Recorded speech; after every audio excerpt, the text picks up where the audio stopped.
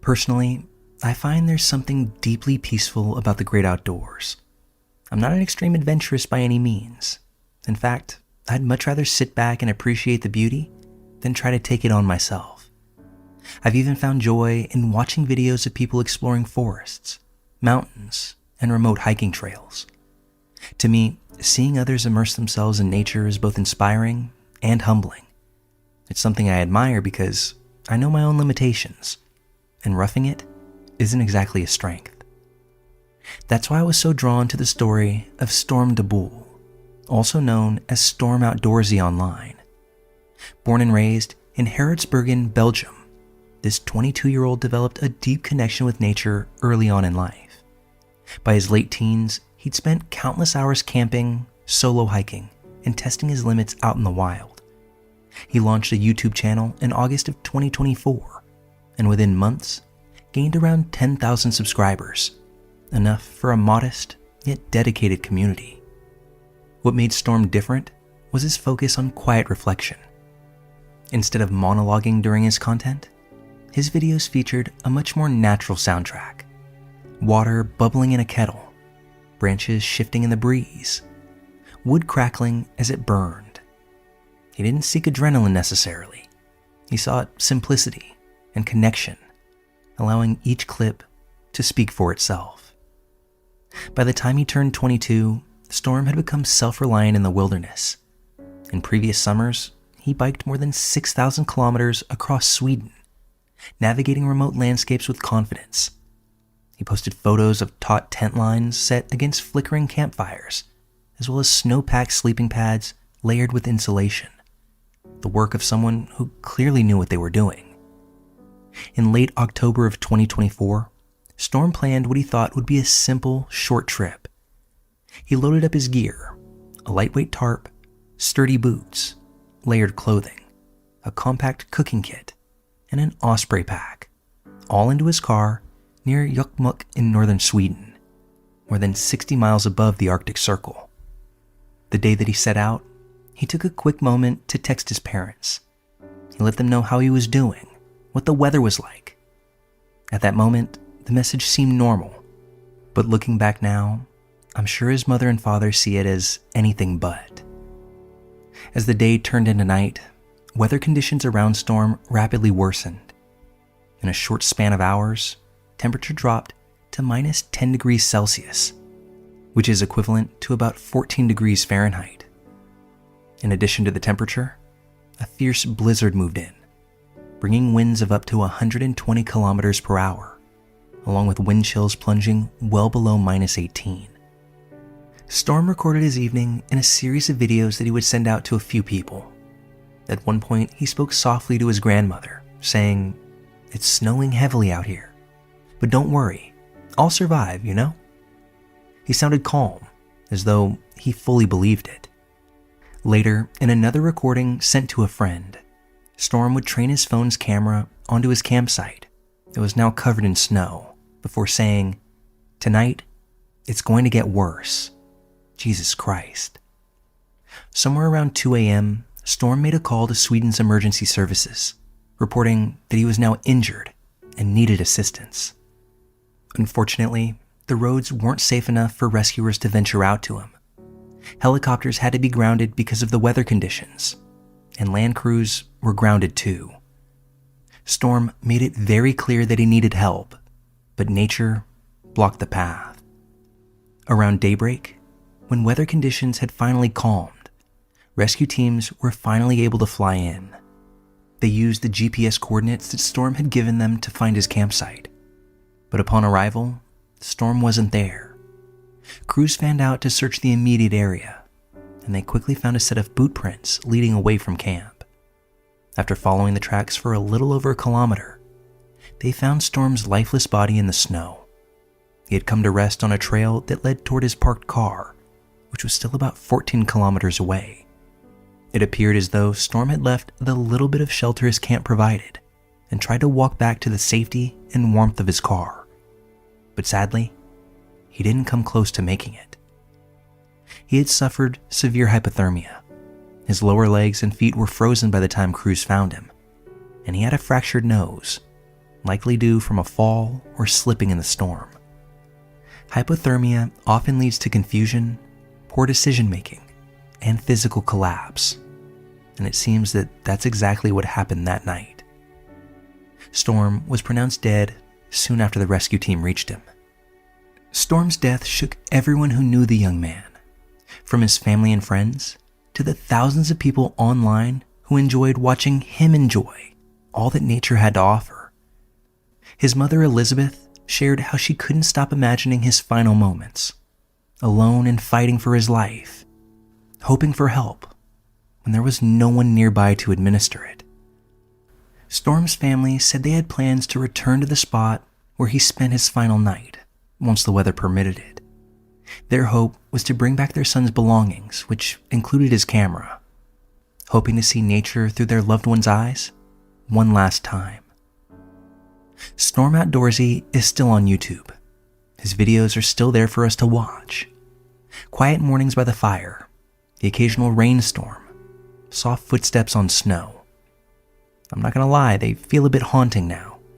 He shared his love for nature, and even though his last upload has become a bit of a memorial, with fans and friends stopping by to share goodbye messages, the channel remains a tribute to his quiet spirit and the genuine joy that he found outdoors. His journey wasn't about testing limits or seeking danger. It was about connection, simplicity, and authenticity. Storm's final adventure reminds us that nature is kind when respected, but unpredictable when you let your guard down, even slightly. If you ever watch Storm's recordings, please take in the calm, listen to the wind through the trees, and remember that his journey wasn't reckless. It was heartfelt, it was human, and it was far too short.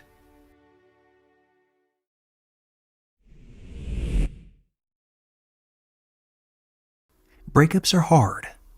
Not just the emotional part of walking away from someone you once trusted, but everything that comes after that. The dividing of lives, cutting off communication, and then there's that awkward final step, getting your stuff back. Clothes, photos, an animal, all the little things that still sit at their place. It's something most of us have had to do in life. It's nerve-wracking and uncomfortable, but usually just one last task before that chapter finally closes. That's exactly what 28-year-old Bailey Blunt was trying to do one afternoon in 2023. She drove out to retrieve her belongings from her ex-boyfriend, but somewhere between arriving and leaving, something unfolded that no one can quite explain, and Bailey hasn't been seen since. Bailey Faye Arlene Blunt was living in rural Humboldt County, California, the kind of place where redwood trees tower over winding back roads and the towns are small and scattered. She was a mother, a daughter, a sister, and a friend. Life hadn't been easy for Bailey.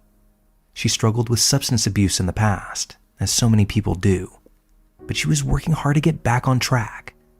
She was clean, holding down a job, and focused on building something stable, not just for herself, but for her child. Her relationship with 24-year-old Tyler Burrow had been a rocky one. Tyler was no stranger to legal trouble. He had a history involving weapons charges and unstable behavior that many around Bailey found concerning. Their relationship had grown increasingly toxic over time. There were heated arguments, reports of physical altercations, emotional abuse. Bailey knew that this was the kind of relationship that she had to leave, but sometimes the emotional entanglement keeps you tethered far longer than you should be. But at this point, Bailey was done. She was pulling herself away, piece by piece, and part of that process was retrieving her things from Tyler's property, closing that door once and for all. On September 22nd, 2023, Bailey made the drive out to Tyler's place. It was a rural property located off of Berg Road, adjacent to Highway 299, tucked off in the woods of Humboldt, no more than 15 minutes outside of Blue Lake. It was isolated, secluded, a place where your cell signal starts to dip the closer you get to it. There aren't neighbors close by, very little passing traffic, just long stretches of forest, gravel, and silence. At 4:38 p.m., Bailey sent a message to her mother using Facebook Messenger. It wasn't a long message. It was rather blunt. 6 chilling words. He's drunk and waving his gun around. Unfortunately, that would be the last anyone would ever hear from Bailey. There were no calls, no more texts, no follow-up message to explain if things had calmed down. Nothing more to say if she had left or if she needed help. That message froze everything in time, and then nothing. Now, it's hard not to fixate on that final message. When you hear about missing persons cases, it's often the last text or phone call that sticks with you. But Bailey's wasn't some vague farewell or an ambiguous comment that left people guessing. It was immediate. It sounded urgent. It was a real-time snapshot of escalating danger. You can almost picture her, sitting inside or just outside of Tyler's home, her hand shaking slightly as she quickly types out the message, unsure of what was coming next. She knew enough to reach out, but after that text was sent, everything seemed to unravel, and no one's been able to piece it back together. When Bailey's mother saw that message and couldn't get a response, she acted quickly. She contacted family, friends, and law enforcement, hoping someone would be able to reach her before things got worse. Humboldt County Sheriff's Office got involved that evening, and they launched a search. Teams immediately canvassed Tyler's property, scouring the remote land with canine units, drones, and teams of volunteers, hoping that they could pick up any kind of trail. They worked through the dense woods surrounding his home, searching for Bailey, her phone, or anything else that could offer a clue. But even from the earliest hours of the search, it should be noted, Tyler wasn't there. By the time law enforcement arrived, Tyler had already made his exit. After Bailey had vanished, Tyler took both her dog and her truck, driving both to a friend's house nearby. He left the truck parked there for about 36 hours, as if trying to temporarily hide it, before returning and driving off again, this time headed north. In the early hours of September 24th, a license plate reading camera caught Bailey's truck in Redding, California, heading further away from Humboldt County. By late that morning, the vehicle was picked up again, this time crossing into Oregon. Tyler was on the move, quickly putting hundreds of miles between himself and the scene Bailey had last been seen. It would take weeks for authorities to finally locate him. When they did, Tyler was found camping out in Trail, Oregon. He was still driving Bailey's truck, though by that point, he had spray painted it black, a clear attempt to make it harder to identify. He was arrested on unrelated weapons charges, but even after being taken into custody, no charges connected directly to Bailey's disappearance have ever been filed against him. The fact that Tyler was then in custody brought some temporary relief to Bailey's family, but that relief was short-lived. Because while Tyler may have been behind bars, Bailey was still gone, and Tyler, even in custody, refused to provide any useful information about where she might be. The Humboldt County Sheriff's Office continued their investigation. Search teams expanded the grid, focusing not only on Tyler's property, but also the vast rural areas surrounding it. The terrain in Humboldt County is rugged. Think thick forests, steep inclines, remote trails that go on for miles. It's the kind of place that makes search efforts slow, exhausting, and often frustrating. The dogs were brought back out. Search and rescue teams combed the woods, and more drones were deployed to scan areas that were otherwise too dangerous for teams to physically enter. But time after time, these search efforts came up empty. No remains, no personal items, not even a cell phone. Bailey had simply vanished without a trace. At the same time, investigators worked to build a clearer picture of Bailey and Tyler's relationship in the weeks leading up to that final day. What emerged painted an increasingly volatile situation. Family and friends told law enforcement that Bailey had grown fearful of Tyler. There were reports of physical abuse, emotional manipulation, along with Tyler's alleged obsession with firearms. something that made Bailey's final message even more chilling in hindsight. And yet, despite all of that, there wasn't enough physical evidence to bring any formal charges against Tyler related to Bailey's disappearance. Legally, he remains a free man in that regard. But to those closest to Bailey, it's hard to view the situation as anything but one-sided. Even Bailey's own mother has spoken publicly about her frustration with how the case has been handled. She's been painfully honest about her fears that Bailey is no longer alive, but equally outspoken in criticizing law enforcement's efforts. In interviews, she's accused investigators of not taking her daughter's case seriously enough, pointing to Bailey's past struggles with addiction as a possible reason the investigation wasn't as aggressive or thorough as it might have been if Bailey had lived a different kind of life. It's a heartbreaking accusation, but sadly, one that many families of missing persons can certainly relate to. Because at the end of the day, no matter what Bailey may have gone through in the past, she was still a mother, a daughter, and a human being who deserves to be found. And whether or not she's still breathing today, she still deserves to have people fight for her. As for Tyler Burrow, even after his arrest in Oregon, his cooperation has been minimal throughout. He remains under the microscope of both law enforcement and the public, but without new evidence, there's been little movement toward charges related to Bailey's disappearance. And so, this case remains in limbo, stalled, unresolved, and agonizingly silent. Today, nearly 2 years later, there are still no confirmed sightings, no activity on any of her credit cards, no body recovered, no solid leads that have led investigators any closer to understanding what happened that afternoon. Bailey's family continues to hold out hope for answers, but with each passing day, the likelihood of finding her alive continues to dwindle. What remains are tons of questions. What happened after she sent that final message? Did Tyler's threatening behavior that afternoon turn into something irreversible? Why did he flee north with her truck? Why change the truck's appearance? And perhaps most haunting of all, where is Bailey? When you sit with this case for a while, it lingers, because it's not just about someone vanishing. It's about the sickening feeling of seeing the danger spelled out in real time, in Bailey's own words, and knowing that despite that warning, nothing could be done in time to prevent what may have happened next. For now, Bailey's family continues to wait. They continue to search and to fight for accountability. But until more answers come, all we're left with is that final message.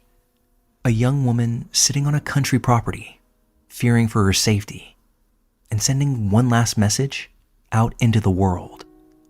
Then, nothing.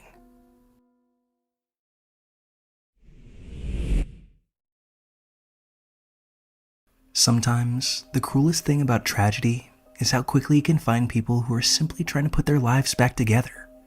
People who have faced struggles, made mistakes, but are finally working towards stability. And yet, in a single instant, everything can be ripped away in ways that are almost impossible to comprehend.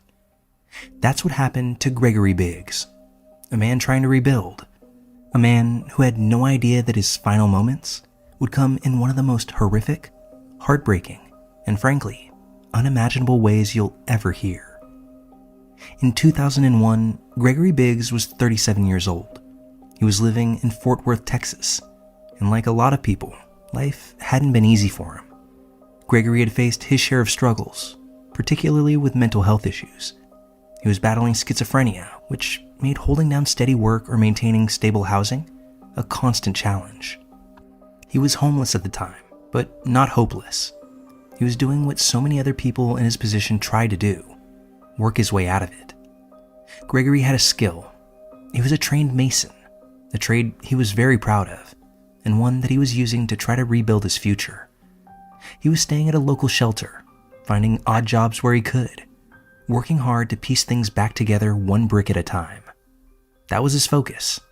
Survive today, build for tomorrow. But for Gregory, tomorrow never came.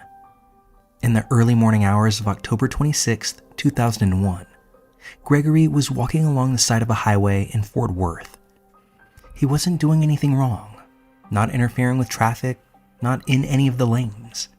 He was just trying to make his way along a dark stretch of road, likely heading back to the shelter or wherever he was staying that night. At that same time, a 25-year-old woman named Shantae Mallard was leaving a party.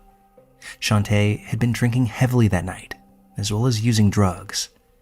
She got behind the wheel of her 1997 Chevrolet Cavalier, fully impaired, and sped down the same road where Gregory was walking. She would go on to say that she never saw him, or maybe she did, and just couldn't react fast enough. To say the impact was violent wouldn't be doing it justice. Shantae's car struck Gregory head on.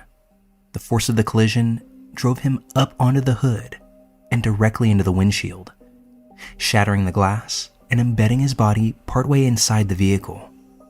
Gregory's legs remained outside while his upper body was trapped through the broken glass. He was seriously injured, but still alive at this point.